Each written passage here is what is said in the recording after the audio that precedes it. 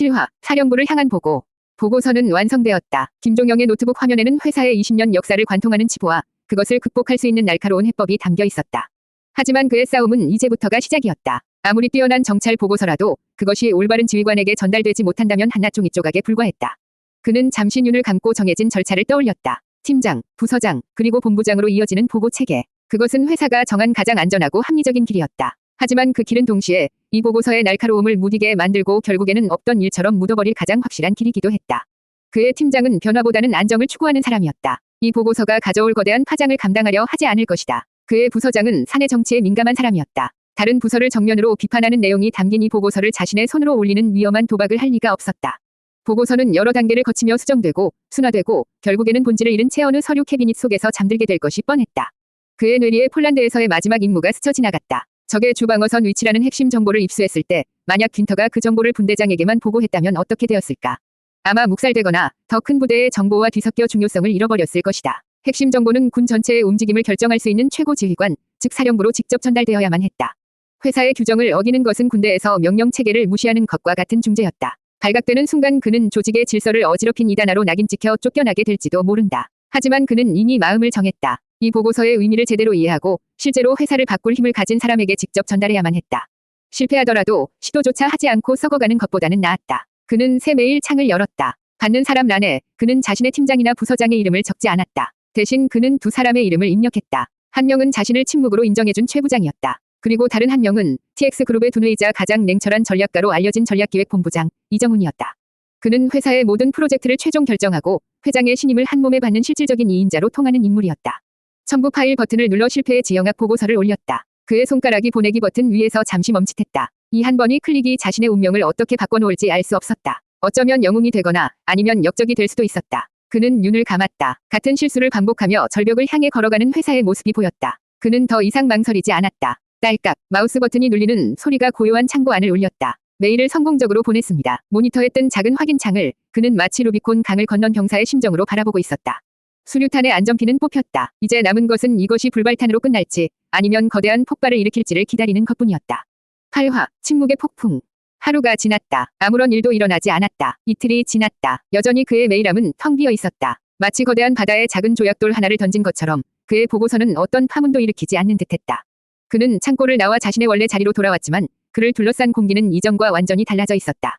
소문은 물밑에서 더 빠르고 은밀하게 퍼져나갔다. 김종영이라는 신입사원이 회사의 치부를 담은 보고서를 작성해 자신의 상사들을 모두 건너뛰고 최고위층에 직접 보고했다는 이야기였다. 처음에는 그를 비웃었던 동료들의 시선은 이제 차가운 경멸과 적의로 바뀌어 있었다. 특히 그의 보고서에서 핵심 문제로 지적된 연구개발 부서와 마케팅 부서 직원들의 태도는 노골적이었다.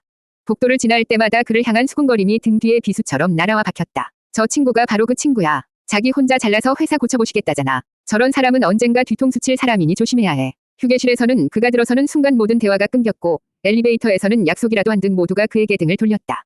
그는 조직의 암묵적인 규칙을 깬 배신자이자 내부 고발자였다. 철저한 고립. 그것은 그가 치러야 할 첫 번째 대가였다. 적의는 마침내 물리적인 형태로 나타났다. 그의 입사 동기이자 명문대 출신이었던 박 대리가 커피를 들고 그의 옆을 지나가다 마치 발이 걸린 것처럼 연기하며 뜨거운 커피를 그의 책상 위 서류에 쏟아버렸다. 어이쿠, 미안해서 어쩌나. 신입이 너무 의욕이 앞서다 보면 이렇게 넘어지기도 하는 법이지. 그것은 명백한 조롱이자 공개적인 망신주기였다. 사무실의 모든 시선이 그에게로 쏠렸다. 종영은 치밀어 오르는 분노를 참으며 두 주먹을 불끈 쥐었다. 여기서 화를 내거나 맞서 싸우는 것은 저들의 의도에 말려드는 짓이었다. 그는 아무 말 없이 자리에서 일어나 묵묵히 휴지로 커피를 닦아내기 시작했다. 그의 침묵은 그의 고립을 더욱 깊게 만들 뿐이었다. 최고위층의 침묵과 동료들의 적대감, 그 이중의 압박 속에서 그의 확신은 서서히 좀먹어 들어가기 시작했다. 내가 정말 옳은 일을 한 것일까? 최 부장의 그 캔커피는 사실 아무 의미 없는 행동이 아니었을까? 어쩌면 나는 내 능력을 과신한 나머지 돌이킬 수 없는 실수를 저지른 것일지도 모른다. 자신에 대한 의심이 고개를 들자 외로움은 몇 배나 더 큰 무게로 그를 짓눌렀다. 그렇게 절망의 가장 밑바닥으로 가라앉고 있던 순간이었다. 띵! 그의 컴퓨터에서 작은 알림음이 울렸다. 메일이 아니었다. 일정 관리 프로그램의 알림이었다. 그는 무심코 알림창을 열었다. 그리고 그 내용을 확인하는 순간 그의 심장이 쿵 하고 내려앉았다. 회의 요청, 김종영 사원 보고서 관련. 참석자, 이정훈 본부장, 최동수 부장, 연구개발 부서장, 마케팅 부서장, 김종영. 장소, 30층 임원회의실. 폭풍은 조용했던 것이 아니었다. 단지 하늘 가장 높은 곳에서 가장 거대한 형태로 응축되고 있었을 뿐이었다. 그의 운명을 결정지을 심판의 시간이 마침내 예고된 것이다. 9화, 심판의 날. TX그룹의 30층은 지상과 공기부터 달랐다. 소음이 완벽하게 차단된 복도는 카펫이 깔려 있어 발소리조차 들리지 않았고 벽에 걸린 주상화들은 이곳이 현실과는 분리된 권력의 공간임을 증명하고 있었다. 김종영에게 그 고요한 복도를 걷는 한 걸음 한 걸음은 마치 사형장으로 향하는 길처럼 느껴졌다. 그의 머릿속은 수만 가지 생각으로 들끓었다. 자신의 보고서 내용을 처음부터 끝까지 복기했고 예상되는 질문과 그에 대한 최선의 답변을 시뮬레이션했다.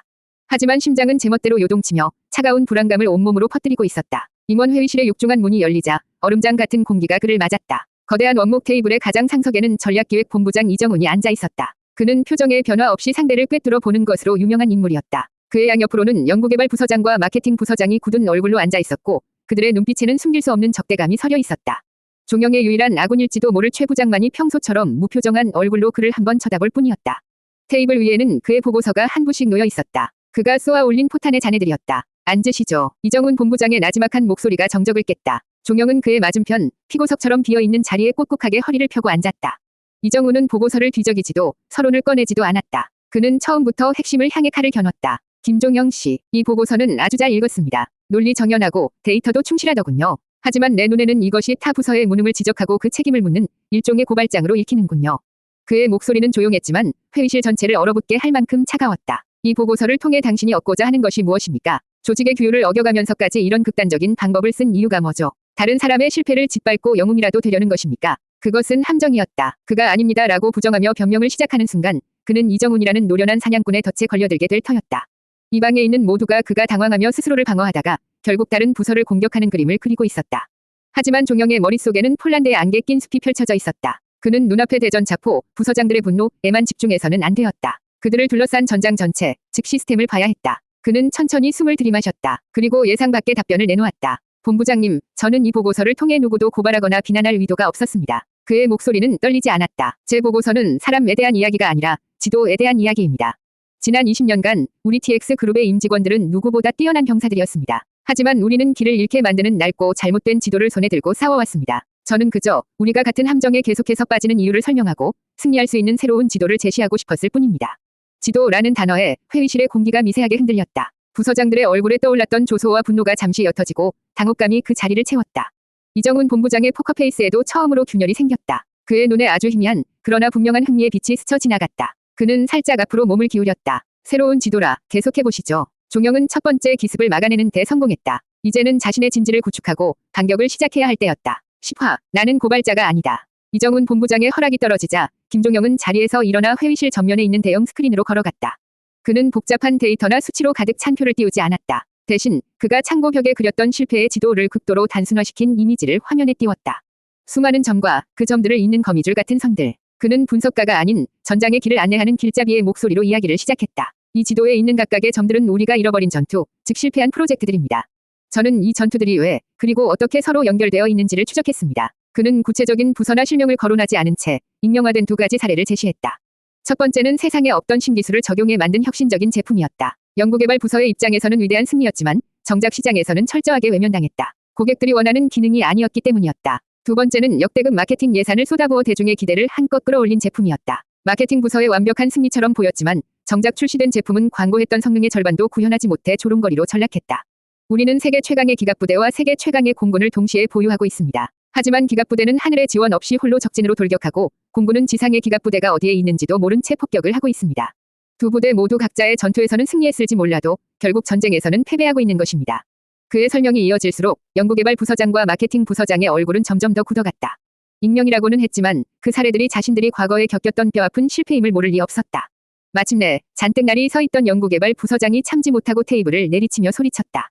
그래서 당신 말은 우리 연구원들이 시장 상황도 모르는 멍청이라는 겁니까? 현장에서 발로 뛰는 마케터들보다 당신이 더 잘 안다. 이 말입니까? 분위기는 다시 험악해졌다. 회의가 감정 싸움으로 번질 절체절명의 순간이었다. 그러나 종영은 당황하지 않았다. 그는 부서장을 똑바로 바라보며 오히려 부드럽게 말했다. 부서장님, 저는 정반대로 생각합니다. 그의 차분한 대답에 부서장이 말문이 막힌 듯 그를 쳐다보았다. 연구원분들은 이 세상 누구보다 기술을 잘 아시는 최고의 전문가들이십니다. 그리고 마케터분들은 시장의 흐름을 누구보다 정확하게 읽어내는 최고의 전략가들이십니다. 문제는 이 위대한 두 장군이 전투가 시작되기도 전에 서로 만나 각자의 작전 계획을 공유하지 않는다는 점입니다. 저는 단지 전투를 시작하기 전에 두 분이 함께 테이블에 앉아 단 하나의 완벽한 지도를 그리는 시스템을 만들자고 제안하는 것입니다. 제가 감히 장군님들의 능력에 대해 논하려는 것이 아닙니다. 상대를 공격하는 대신 한껏 치켜세우며 문제의 본질을 시스템의 부재로 돌려놓는 그의 화법에 부서장의 얼굴에서 분노가 서서히 누그러졌다. 그는 할 말을 잃은 채 자리에 다시 앉았다. 방 안을 가득 채웠던 적대적인 공기는 사라지고 그 자리에는 무겁지만 진지한 침묵이 내려앉았다. 지금까지 팔짱을 낀 채 모든 상황을 지켜보고만 있던 이정훈 본부장이 마침내 테이블 위에 놓인 보고서를 조용히 덮었다. 그는 두 부서장을 차례로 훑어본 후 마지막으로 종영에게 시선을 고정했다. 그의 입이 천천히 열렸다. 심판의 시간이었다. 11화 수면 위의 파문. 이정훈 본부장의 입에서 나온 말은 칭찬도 질책도 아니었다. 그는 모든 감정을 지운 목소리로 말했다. 이야기는 잘 들었습니다. 이 문제는 이사회의 정식 안건으로 올려 검토하도록 하죠. 그는 자리에서 일어났다. 오늘 회의는 이것으로 마치겠습니다. 모두 나가보세요. 그리고 그는 덧붙였다. 김종영 씨는 잠시 남으시죠. 연구개발 부서장과 마케팅 부서장은 복잡한 표정으로 종영을 한번 훑어본 뒤 회의실을 나갔다. 문이 닫히고 거대한 회의실에는 이정훈 본부장과 최 부장, 그리고 김종영, 단 세 사람만 남았다. 종영은 마지막 시험이 남아있음을 직감하고 마른 침을 삼켰다. 이정훈은 다시 자리에 앉아 그를 꿰뚫을 듯이 바라보았다. 김종영 씨, 나는 당신의 데이터가 아니라 당신이라는 사람이 궁금하오. 그는 날카로운 질문을 던지기 시작했다. 그것은 보고서의 내용에 대한 것이 아니라 종영의 의도와 본성에 대한 질문이었다. 왜 이런 위험한 방식을 선택했는가? 당신은 조직에 충성하는 사람인가? 아니면 자신의 이름을 알리고 싶어하는 사람인가?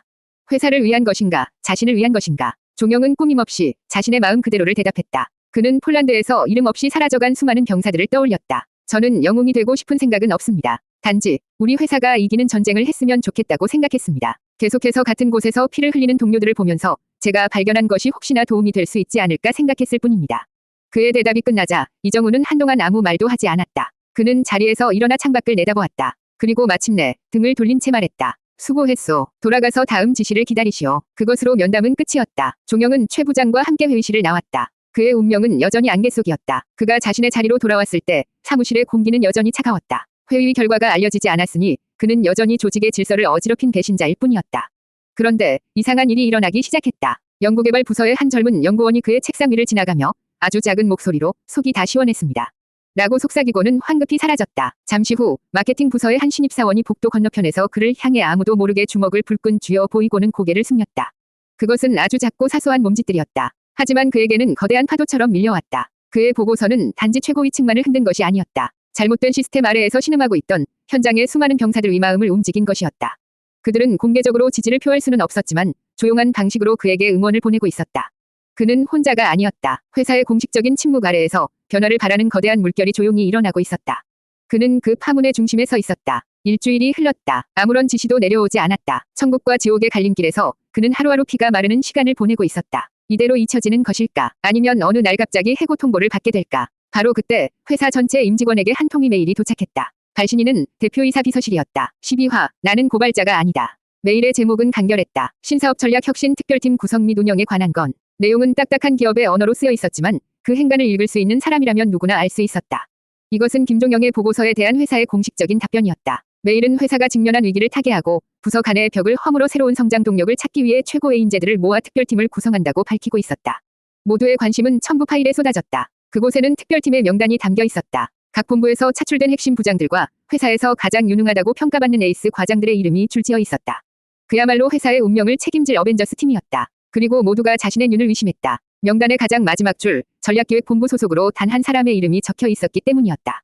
김종영 사원. 사무실이 폭탄을 맞은 것처럼 술렁였다. 이제 막 입사한 지 몇 달밖에 되지 않은 신입사원, 그것도 지방대 출신의 이름 없는 사원이 회사의 핵심 특별팀에 합류한다는 것은 전례가 없는 파격적인 인사였다.